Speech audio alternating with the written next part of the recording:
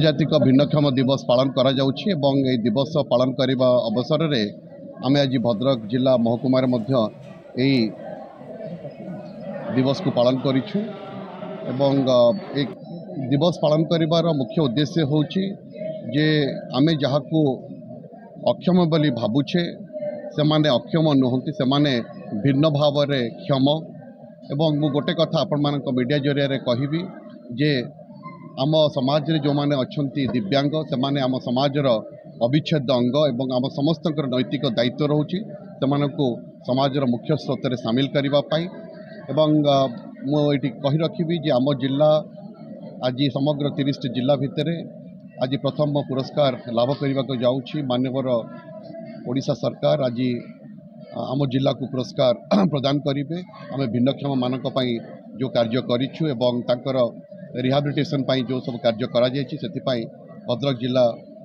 को आज पुरस्कृत करा जाउछि प्रथम पुरस्कार दिया जाउछि एवं एई पुरस्कार मु समस्त दिव्यांग भाई भणी मानक उद्देश्य रे समर्पित करछि। धन्यवाद। कुमार दास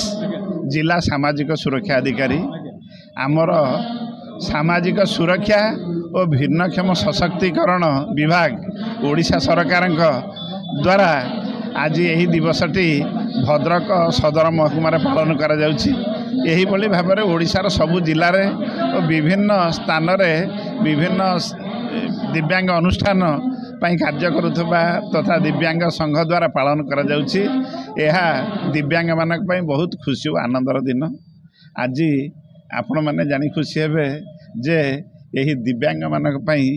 कल्याणमूलक विभिन्न उन्नतिमूलक कार्य करिथिबारु ओडिशा सरकार ए वर्ष आमर भद्रक जिला को श्रेष्ठ जिला भाव में दिव्यांग मानक पई काम करथिबारु श्रेष्ठ पुरस्कार आज देउचंती। आमर जिलापाल महोदय आज संध्या बेले मुख्यमंत्री ठारू ग्रहण करिवे। आहुरी आमर मध्य गोटे एनजीओ अनुष्ठान चरमपारे आमर अच्छी जे CRSR से मध्य दिव्यांग मानक पई बहुत उन्नतिमूलक विभिन्न कार्य करुथिबारु सेमानक विभिन्न सहायता प्रदान करुथिबारु सेथिपाई से अनुष्ठान को मध्य श्रेष्ठ एनजीओ हिसाब रे ओडिशा सरकार बाछिसंती। से मध्य आज पुरस्कृत हेबे संध्या समय।